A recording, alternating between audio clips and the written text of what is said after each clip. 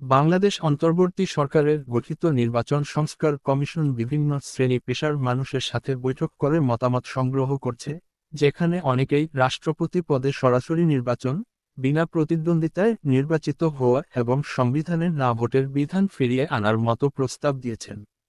এই কমিশনের কার্যক্রম পরিচালনা করছেন বেসরকারি সংস্থার সুশাসনের জন্য নাগরিক সুজন এর সম্পাদক বদিউল আলম মজুমদার।